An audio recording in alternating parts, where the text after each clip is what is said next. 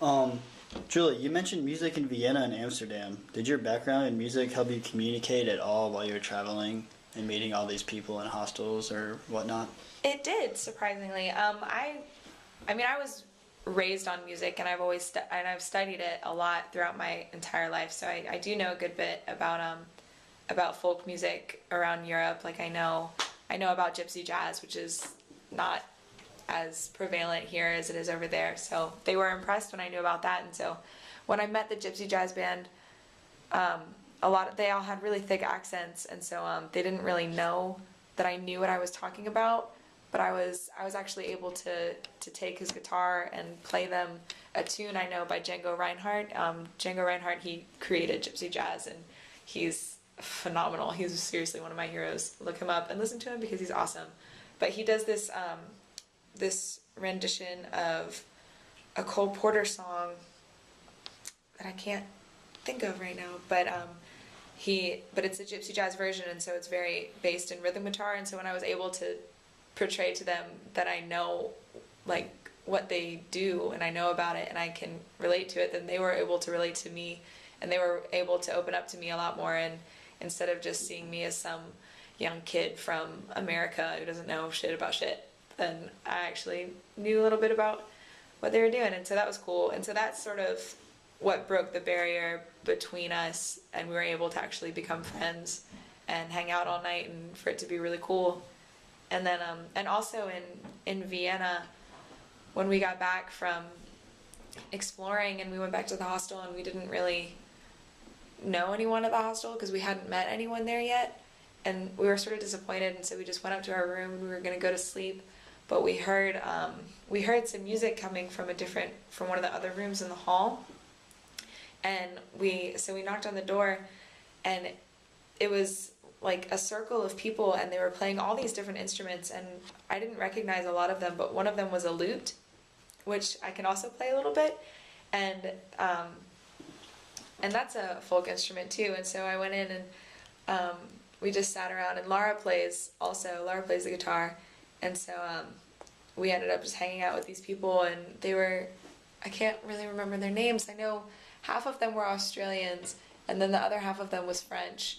And the man playing the lute, his name was Ben, and he was French, and he didn't speak very good English, but he and I and I don't speak very good French, but we both spoke enough to kind of have a conversation. But then really what helped is when we were playing music, we could communicate even better. And at one point he started playing La Vie en Rose on the lute, and I know that song. I studied that song at Florida State when I was studying opera, so I know it really well, and so I started singing it, and so we just improvised with La Vie en Rose for like 10 minutes, and it was awesome because I didn't really know anything about him because I didn't speak his language, but really I don't know, it was sort of like we bonded over that song, and it was really cool.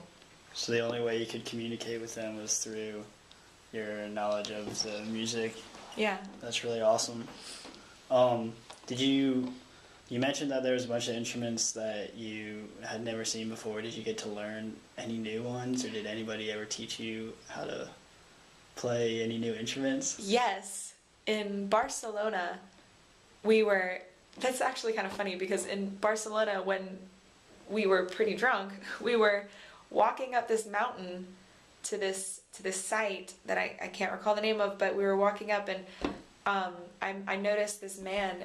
There were so many street performers in Barcelona, and this man was playing this thing that I had never seen before, and it looked like a steel drum, but it was sort of like an egg shape, and there were dents in it, and he was wearing these gloves with this like leather padding on the thumbs, and he would hit the dents like in different patterns, and it was so beautiful. And so we stopped and listened to him, and then after like one of his songs, he was talking to us about it, and apparently it was called a hang drum, is what it was called, and apparently it's only made like 2 places in the world, and it's made out of brass and steel, and it was so beautiful, and I really want to own one of those one day. That was awesome. So you got to learn how to play it? Yeah. Drunkenly in the streets of Barcelona. Yeah. And it's good because he wasn't gonna let me play it because he didn't think I knew what I was doing, But then he like started talking to me about music, and I told him about like my experiences with music and being raised with it and learning it. And so he was like, when I convinced him that I actually do know a good bit about music, he felt a lot more inclined to actually let me touch his instrument. So he spoke English? And Yeah, he spoke English pretty well. Talk about it? Yeah. That was really cool. What other, were there street vendors all over Europe, or? Yeah, pretty much. I feel like they were mostly in Spain, and there were a lot of street performers in Spain, and a lot of them were musicians, and I saw a couple different marionette stands, and one man actually let me. He had a John Lennon marionette, and so he let me play with the marionette, and he had like Let It Be playing in the background, and it was pretty cute. And then a lot of the street performers, though, I saw mainly in Spain, but there were some in Prague, I remember. But people will dress up as different, just goofy characters, and then you tip them, and they let you take a picture with them. And what was kind of funny and a little ironic and made me feel a little bit ashamed to be an American is that the most popular costume was just of fat people. And so there were never actually fat people in Spain. Like, no Spanish people are fat, but they dress up as fat people, and then you pay and take pictures with them. So often you'll just see a fake fat person standing and taking a picture with someone, and everyone's laughing and having a good time, and I'm just like, oh, people actually look like that where I'm from. And that was a little uncomfortable, but it was still really funny. And then one person, one of the costumes was a man who didn't have a head, and his costume was sort of like he had a suit and then a clear stick holding up a hat like above his suit, and it was on over his head, so he just looked headless. And I took a picture with him, and it was so creepy because I could hear him, and he was like, pretend to kiss me.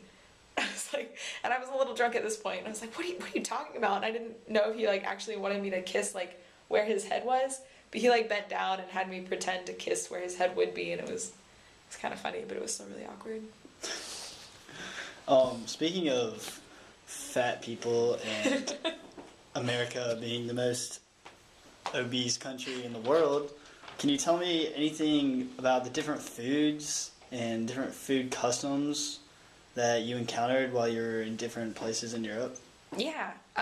Well, for the most part, we did the whole grocery shopping scheme, and we didn't really go to restaurants very much. But the few times we did go to restaurants, it was always quite an experience.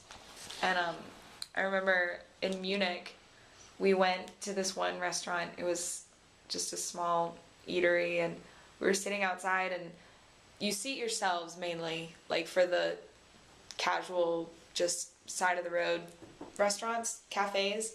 Usually you seat yourself, and then so we sat down, and the woman came up to us, and we just ordered water, and I guess she knew we were American, and so we ordered water from tap because they don't do that, but we were really parched, and so we wanted like legitimately a big glass of water instead of just the tiny little bottles of water that they bring out.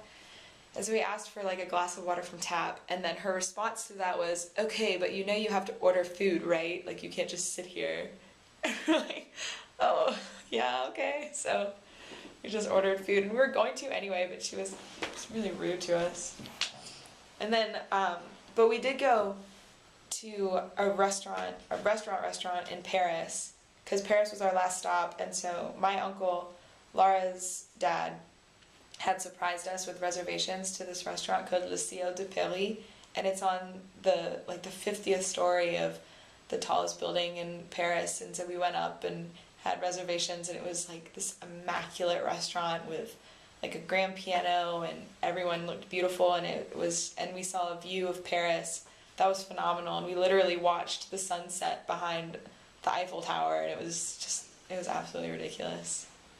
That sounds amazing. Yeah, we did do a very American thing regarding food on the last day, because on the last day of our trip, Laura was looking through her luggage, and she found this traveler's check that we didn't know we had, and so we had like $150 left over, and her uncle had told us to like spend all the money he gave us because like that was her graduation present. So we were like, spend the money, just have fun in Europe. And so it's the last day. We're literally on our way to the airport, and we find $150, and so we go exchange it for euros, and so we have about 120 euros, and we go straight to Ladurée, which is the dessert place in Paris, and we literally spent $120 on macaroons. Because they're the best, the best treat ever, and they don't really have those in America, and so for the most part, so we just spent $120 on macaroons or euro, and then ate them the whole way home. And it was Thanks amazing. for saving some for me. Oh, you are welcome. It sounds like you had an amazing trip. Do you plan on going back anytime? Absolutely. Or do you have plans to go back? Absolutely. I'm planning on, hopefully I'm going to be studying abroad at some point. I haven't really taken any action to do that yet, but as soon as we came home, we wanted to be traveling again. Like, we absolutely have the travel bug now. And it's, I know I'll never get an opportunity like that to go and it just be free. Mm-hmm. But yeah, I'll definitely be going back. What would be your number one advice to give someone who is traveling to Europe or really to anywhere? My number one advice would definitely be couch surfing. Go on couch surfing and get a profile because it's free lodging, you meet cool people, you meet locals for the most part, so the people who will be able to show you around, and free food and free laundry machines, and it's definitely the smartest decision we made when we were there. And don't touch the fruit. Okay. I'll have to remember both of those. But thank you again, Julie, for letting me interview you. My pleasure. And you were a world of knowledge. Thank you. Oh, thank you.